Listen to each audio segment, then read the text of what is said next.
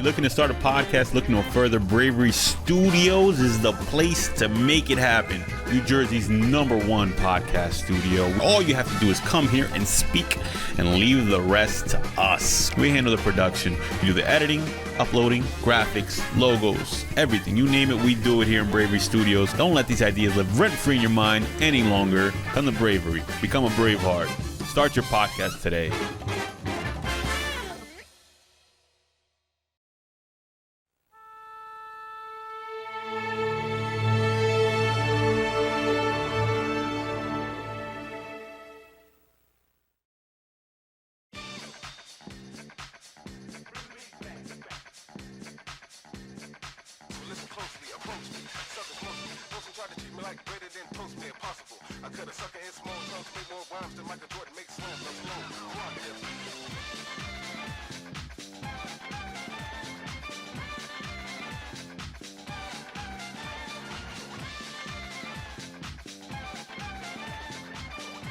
You truly never know who you're going to meet out there and what greatness lies ahead of them. I was traveling with my Wolfpack brother, Will. We stopped at the New Jersey Beer Company. Will was doing his thing on stage. And outside, this is barbecue guy, Dominican guy. So instantly, I'm like, oh, I got to check out what he's doing. I got to show love to De Lo Mio for sure. And I get a taste of this guy's food. The minute I tasted this guy's food, I was like, I got to bring him back for an interview. He immediately said yes. He's like, I'm down. Let me know when and where. Little did I know that a week later, this man would be on Vice. They would have a whole documentary on him. His business is exploding. I was like, wow, I can't believe it. I knew there's something special about this guy. And now look, shout out to Tio Rozay. Thank you for making time for this interview. Your food is phenomenal. I can't wait to bring you back here for an event for you to take care of the catering. This is Bravery Studios, New Jersey's #1 podcast studio. Make sure you subscribe.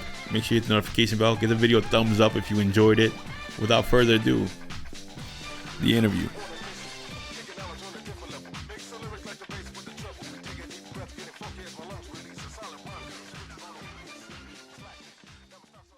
Yo, we're live from Bravery Studios. I'm here with Tio Rozay in the building. Shout out to North Bergen. Shout out to De Lo Mio. First Dominican that I have out on the podcast so far, bro. That's crazy, though. Yeah, man. So I'm happy you're here, bro. I'm happy you can make it. I just saw the Vice. I saw that you was a little troublemaker. Walk me through this story, bro. Walk me through like the journey and how you got started becoming the best pit master in Jersey is what they're calling you now, bro. I wouldn't say all that yet, man. I'm up there, but I'm not the best. There's a lot of people humble up there, but one day I hope to be the best. I need some trophies first before I can claim that title. So yeah, bro, take me to the beginning of the journey. What made you want to start cooking? What made you want to get into barbecue on top of that? I've been cooking since high school. I took foods in high school. I loved it. Never took it serious though. Then like my first real job was at a rest stop on the Turnpike. We had Burger King, Nathan's, Cinnabon, and a Dickie's barbecue pit. I wasn't allowed to cut the meat, prep the meat, nothing like that. I was just a cashier there.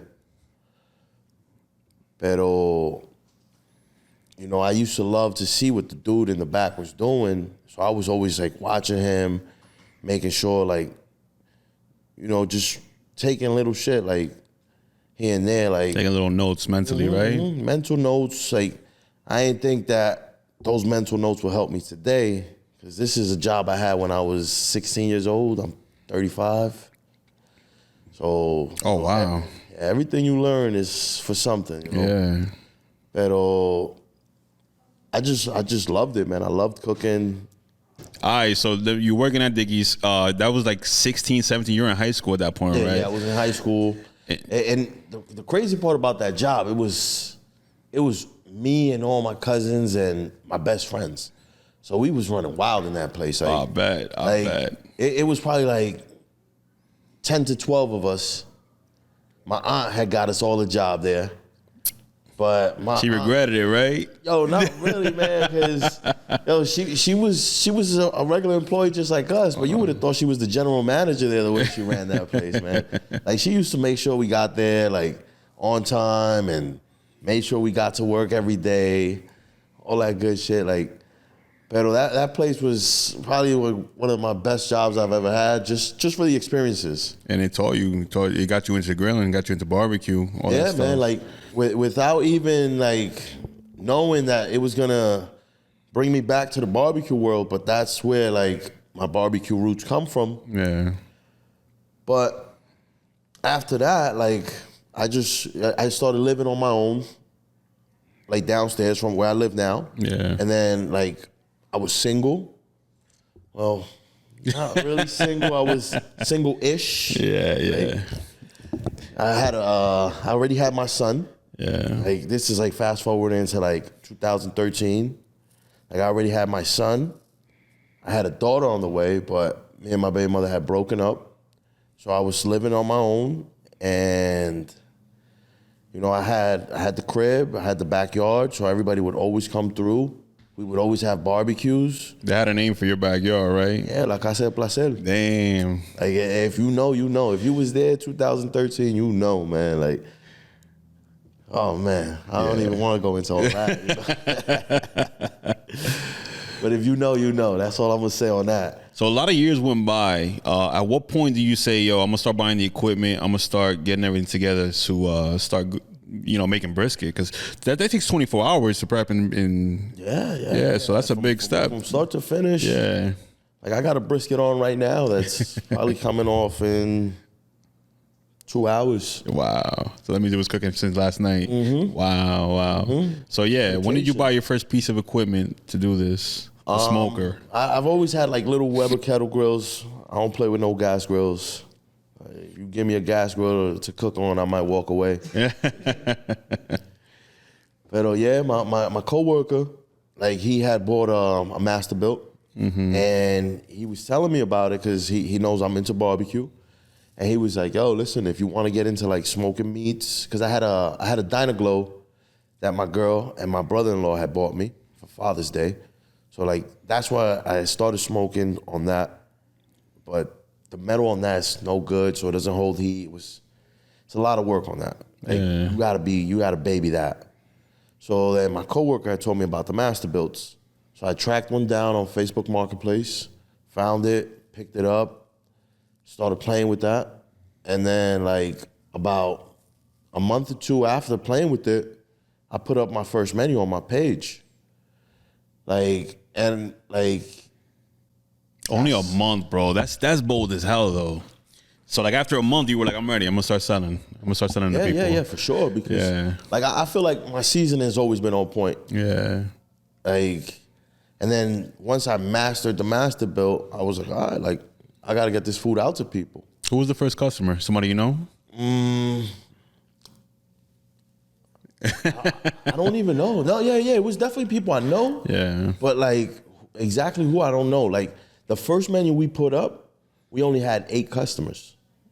Wow. And it was crazy because the week before I had put up something on my story like, repost this and I'm gonna do a raffle and somebody's gonna get a free plate.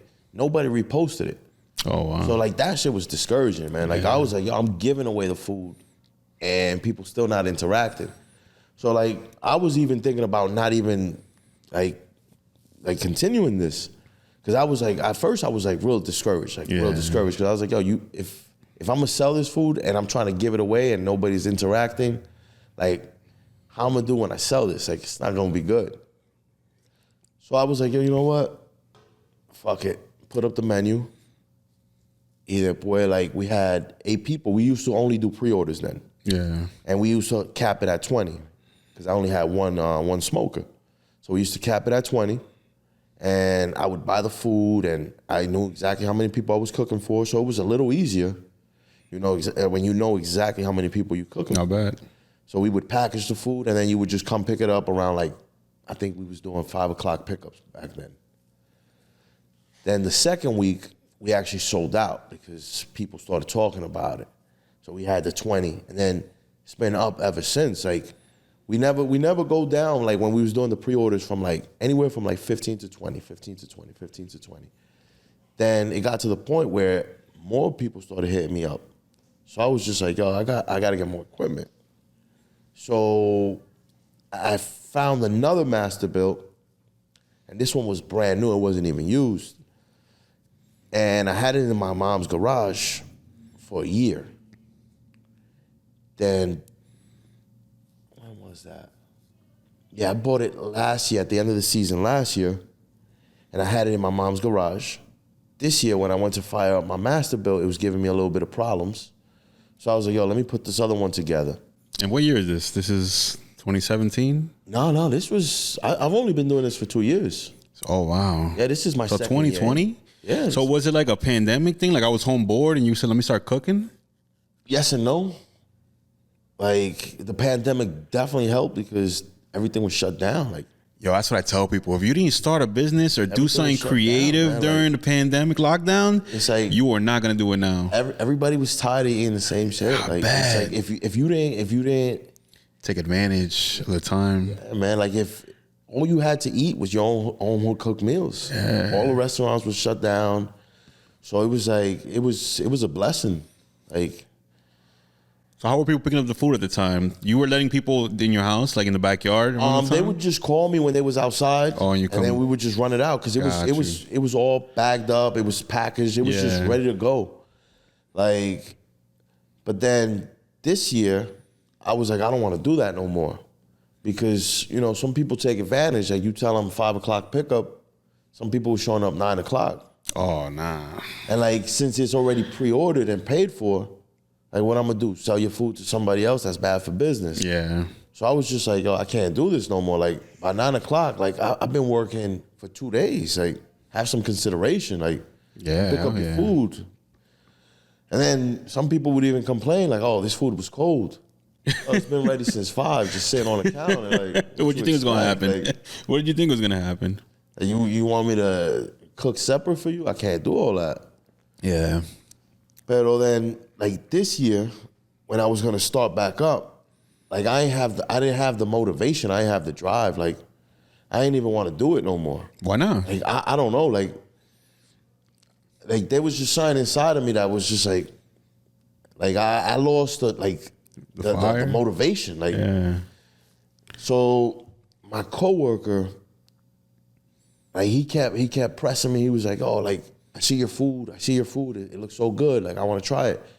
And then, like I told you, my grill was giving me a lot of problems. So that grill was down. So I had the brand new one in the box just sitting there. So he says to me, I'm coming to your house today. I said, for what? He said, we're going to put that smoker together. I said, no, I don't want to do it today. He says, well, I'm not taking no for an answer. Shout out to him, bro. Yeah, no, for real, Shout out to Larry, man. Shout out Larry. Like, he was like, I'm not taking no for an answer. He was like, I know where you live, so I'm just gonna show up there. Everybody needs a Larry, bro. Yeah, nah, facts, man. Kick you in the ass, like, nah, come on, we gotta do this. So I get home from work and he's already parked in front of my house. Like he wasn't playing about it. So I was like, damn. So I drag out this heavy ass box. We start putting it together. About an hour into building this thing, Larry's like, oh, you know what? I'm tired. Like, I'm gonna take a little break. But I'm the type, if I start something, I got to finish it. Yeah. So I keep doing it. It's getting dark. He was like, let's just finish it tomorrow. I was like, all right, cool, no problem. You kept going. Finish it tomorrow. Yeah, you just needed him to get you started. Yeah, that's what's up, man. Even if you couldn't finish. I needed that push. I needed that push. That's what's up. So then I got that one. I built it. And then, like, I babied the shit out of that one. Like every time I used to use it, I used to clean it right away. You got names for your equipment too. I saw the older one is Noisy Boy. Noisy Boy. His fan's about to go. I gotta actually order a fan. Like, yeah. The other one is Shy Girl because she just purrs, man. Like she purrs, but she puts out that good. I bet. But, yeah, man. Now we're at the point where you got everything built back together. You just opened right back up for business? Not yet because I'm still down to one smoker. Yeah. Because don't forget, my other one, Noisy Boy, was out of commission. So then, like, my other boy, Pepe, like, he likes to work on stuff. Diablo Pepe, man. Everybody got one of Pepe, yo. Yes, sir. Yeah. So he came over one day and he starts tinkering with something. And we moved a couple wires and Lord be know, this thing just sparks right up. So I was like, okay. I tell my girl, I was like, yo, we're good. We're back in business. So I put up a menu. Everybody was like, yes, like he's back. And then I explained the new rules for this year, which was first come, first serve. Yeah. We opened in. We were shooting for 1 o'clock, but 1 o'clock was like impossible because we do this Sunday, so I wanted 1 o'clock just for the football games. Yeah. You pick up your food, watch your football games all day. So I was like, all right, what's another good time? Because I can't do 1 o'clock. So I was like, yo, 3 o'clock. The 1 o'clock game is almost done, if not done, and then the 4 o'clock game is about to start. So we've been doing 3 o'clock since, just pick up till sell out. Every weekend wasn't a sellout. There was weekends where we had 8 customers, 5 customers. There's weekends where we have 30, 50. Now it's like... Now it's like 100, right? 100. Yeah, man. Yeah, now it's crazy. Talk to me about that. How did Vice find you? They found me through HUD Post. Yeah. I don't know if you're familiar with HUD Post. I don't know. Yeah, it's a Hudson County thing. Okay. Right? It's like that's our news. That's our Telemundo. I got you. They post anything, man. Anything and everything. So Derek, he reached out to HUD Post and he told them that they was gonna shoot a episode for word of mouth. Yeah. So he was like, yo, you got anybody in mind? And I wasn't there for the conversation, but this is what I heard. Originally, he had pitched them somebody else. And Derek was like, oh, you know what? Like, it's not what we're thinking. Thank you anyways. We're going to go reach out to somebody else. And then that's when MJ from HUD Post, he owns HUD Post, he was like, yo, you know what? Hold up. I know somebody else. And he told him my story. So he was like, yo, that's my guy. That's the guy. Like, this is who we want to do the story on. So he gave him my information. Derek reached out to me. Then we was talking on the phone. He was like, yo, I love this story. He's like, let me run it up the food chain, see what they think. He got back to me a week later. Like, yo, they loved it. Yeah. Run this. So he was like, I'm going to shoot you some dates, see what works. So we did this back in August. So, like, it was 2 days of shooting. Like, they was there from the first day. What time they got there? Like 12 till like 10 at night. Then they came back when I woke up, 4 in the morning. And they was there until we sold out. Like, they was with me through the whole process, like, beginning to end. I love how they got the family in there, too. Oh, yeah, man. My family's a big part of this. And that's a beautiful thing, too, that you got everybody involved. Like, that they're all willingly, like, right, happy to do this, I bet. Absolutely. Like, and at that, like, they didn't even catch my whole family because... Oh, no, you're Dominican, bro. Yeah, like... How many cousins you got, bro? Oh, man, too many, man. I know how it is, bro. I'm surprised they didn't all pop up that day. Too many. A lot of them was there, though. Hey, llegué a Santo Domingo hoy, loco. Se fue bien.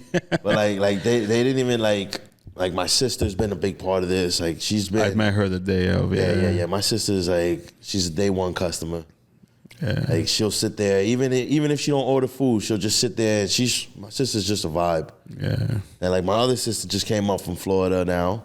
She's back in Jersey. Like, she's got the kids with her. I got her kids helping me out, too, now. Then, like, my kids, like, my son, like, he's got a big role in it. My daughter's the lemonade girl. Yeah.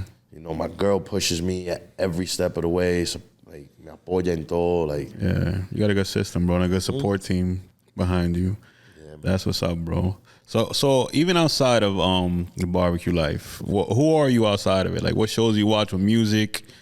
I know you said a little bit you was a troublemaker or whatever. So what you getting into outside of this?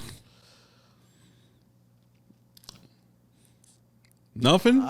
This is your life? I'm a homebody now. Ain't nothing wrong with that. To be honest, I'm a homebody now. Like, it's crazy. I was actually talking to my girl about that last night. Like, I felt like in my 20s, I wilded out. So it's like, there's not much I could do right now. Like, what you was getting into, man? You want to talk about it? I was getting into a little bit of everything. Yeah. Like, a little bit of everything. I was a big party animal. I used to, like, going to parties, going clubbing, throwing parties. Like, after the club, everybody come back to my house. Let's keep going. Loca pareja. Like, everything. Like, I mean, if there was an afties, let's hit the afties till 10 in the morning. Yeah. But I'm tired, man. tired. Like You matured. yeah, You definitely matured, man. bro. I beat my body up, man, in my 20s. Beat my body up, I man. bet. Put a lot of things into my body, which I probably shouldn't have. Like, Yeah. Well, that's what's up, bro, that you were able to mature like that. And now you got a serious business. And now it's like the word is spreading and it's getting out there. Because definitely when I met you, bro, and seeing that you were Dominican and seeing the tasting the food, bro, I don't know. Dominicans are known for their Dominican food. But you went outside the culture a little bit. And you kind of brought the culture to your food, right? Because you got the family component in there, too, which is a big part. And you know, I had a lot of different, like, Dominican seasonings, too. Like, I don't just use traditional barbecue seasoning. Like, you know, a lot of traditional barbecue seasoning is just salt, pepper, paprika, like, you know, things like that. But yo also, like, oregano dominicano, like, sazon completo, like the sopita Maggie's, like, you know, a little bit of all that. Like, when I was actually just in DR, and I bought like the Doña something, the little sopitas, but the ones from DR is just better. Like I bet. Yo, let's go over to Scooter real quick. I told him he was gonna be able to add one question to every interview now. Yeah. So what's up, Scooter? I was gonna ask a question. You kind of just answered it there, but I was gonna ask, like, what makes your barbecue different from other barbecue? Like from a different, like if I went down the street, right, and I had barbecue there, what would be different? I know obviously it's a Dominican type of barbecue, but let's say, I guess, difference between other Dominican barbecues or stuff. Like I would have to say it's probably like all the love I put into my food. Like I put my heart and soul in the food, and like you could really taste it. Right. But like, I don't know. Like I try to mix things up. Like I take a little bit of Texas style, a little bit of Memphis style, a little bit of St. Louis, a little bit of Carolina style, and I just put it all together. Like, well, and it's working because you got a lot of people coming there. It's definitely a mess, man. But I was gonna say, because there's always difference between everyone's like food places, and it's like I've been to a lot of barbecue places in Jersey, and they're trash. Nah, I ain't gonna say all that, man. But even before I wanted to start this, when I was just thinking about starting it, like I went to a few different spots to try their food, and I brought my son with me, my niece, and like my son, like I remember the last spot we went to before we opened, like he was like, "Dad, their brisket is better than yours." Oh. But everything else is not. And I was just like, okay. Like I had just made one brisket in my whole life, so I was like, okay, I'll take that. Like I love criticism. From your own son, that ain't hurt. Nah, yo, you can't grow if somebody don't tell you what you failing at. Facts. And kids are honest, bro. Like I always tell people, like, don't tell me what you liked from my food. Tell me what you didn't like so I could work on that. Like I just bought a deep fryer. Yeah. Because somebody had told me like the wings was a little cold.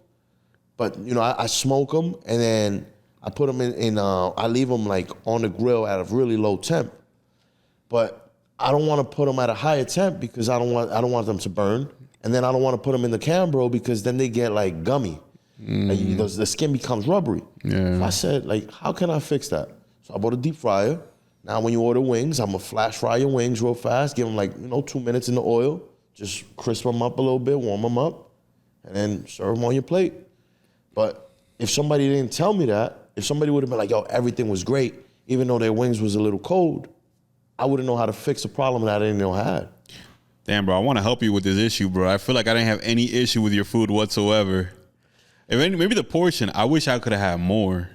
What'd you order that day? I ordered a brisket mac and cheese. Brisket mac and chease.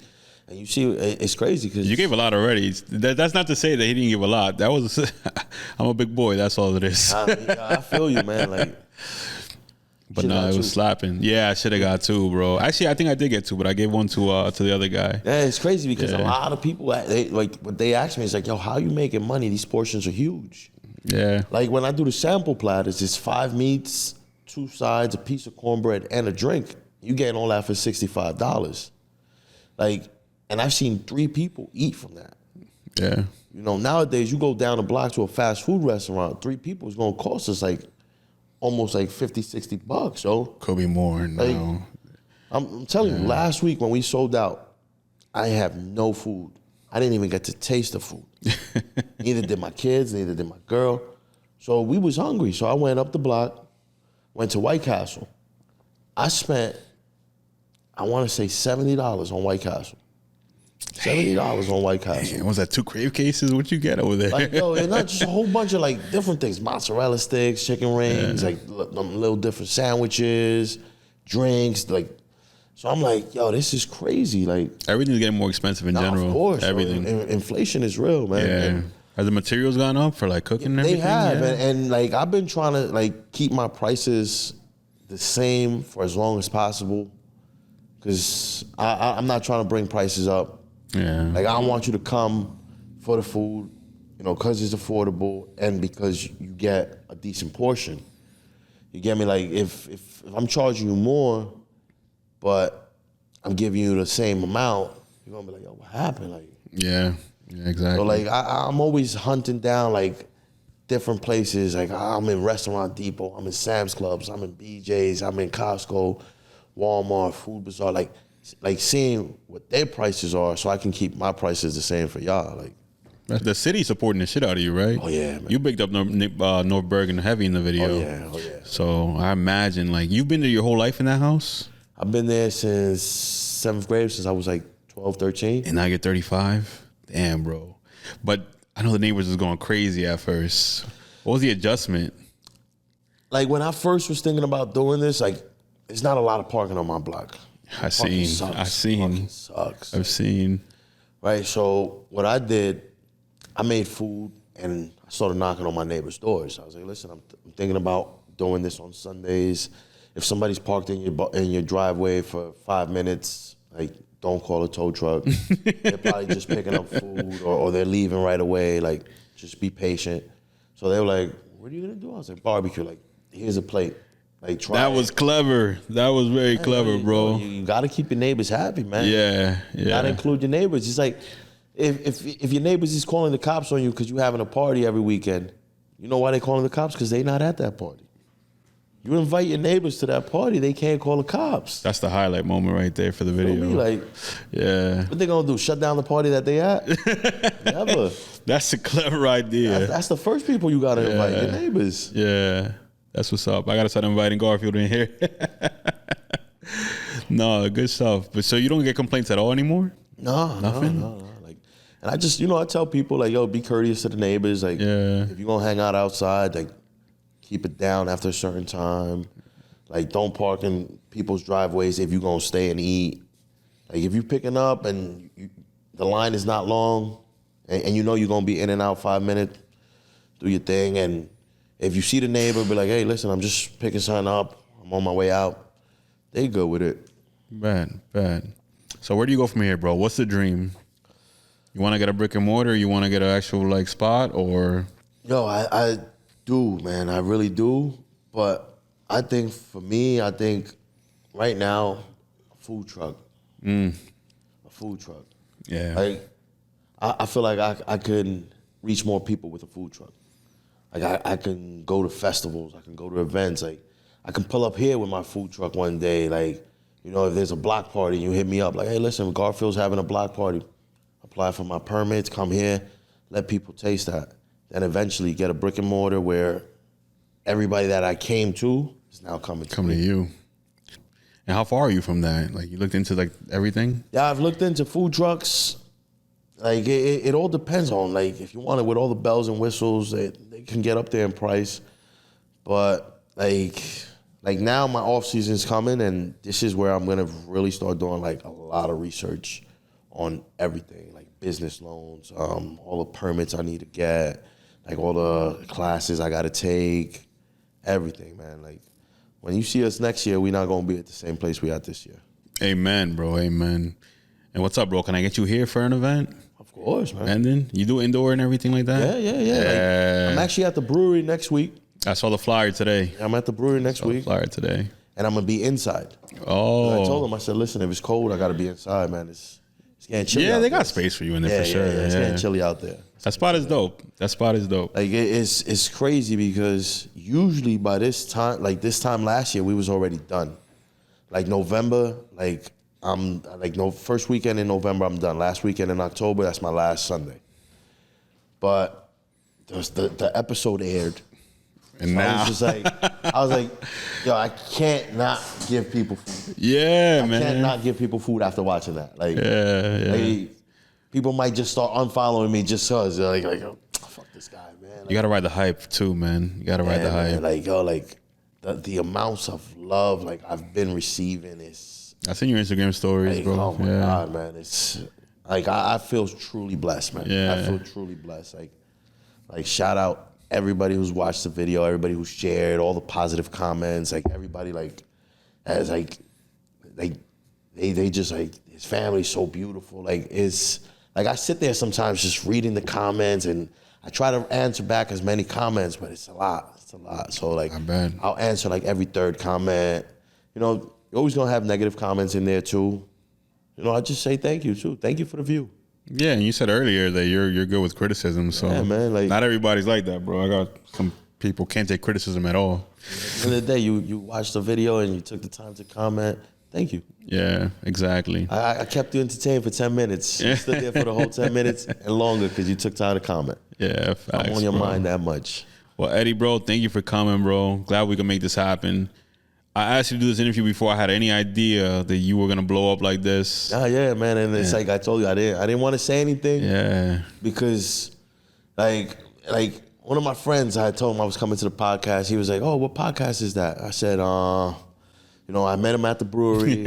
We didn't even get to talk that much. No, I'm no, surprised I you was said like, I met him you at said the yes brewery. fast. Yeah, man. Like, yo, like I'm trying to grow, man. Yeah. I'm trying to grow. Yeah. Trying to grow. So I was like, I told my boy, I was like, I met him at the brewery. He's like, did you tell him you were on Vice already? I said, no. No. I said, no.